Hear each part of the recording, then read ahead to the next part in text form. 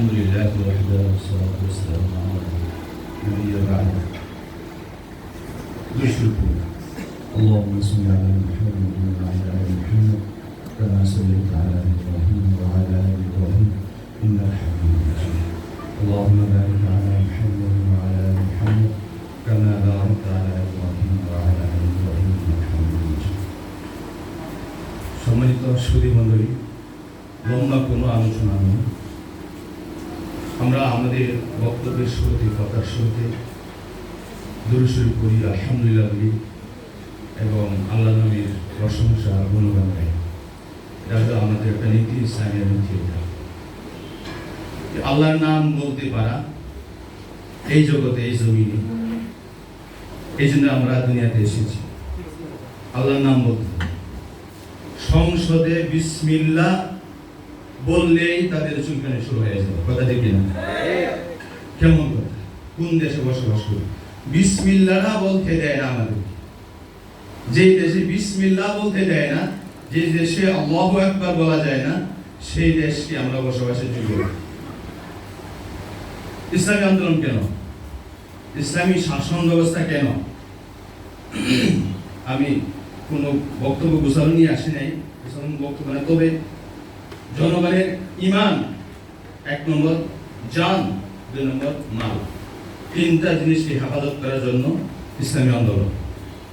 এই পর্যন্ত যতগুলি সরকার গেছে, প্রত্যেকটা সরকার মানুষের ইমানের উপর আঘাত করেছে। নাস্তিকতাবাদী কেন তৈরি হয়েছে? এই সরকারের কারণে। যতগুলি সরকার গেছে, প্রত্যেকটা সরকারের কারণে দেশে নাস্তিকতা বেড়েছে।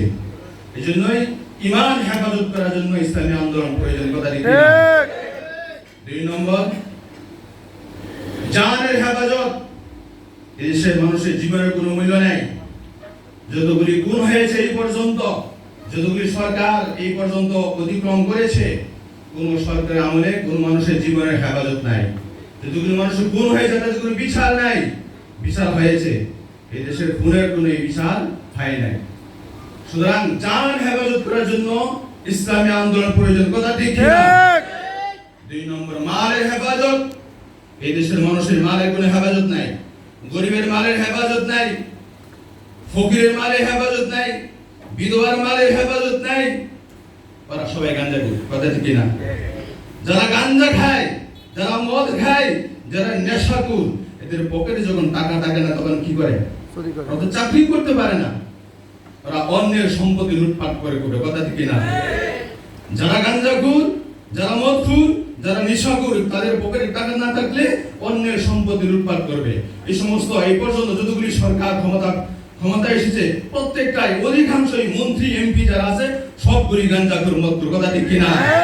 এদের মদের টাকা না থাকলে গরিবের সম্পত্তি, এতিমের সম্পত্তি, বিধবার সম্পত্তি, জনগণের সম্পত্তি এরা লুটপাট করেছে। কথা ঠিক কিনা?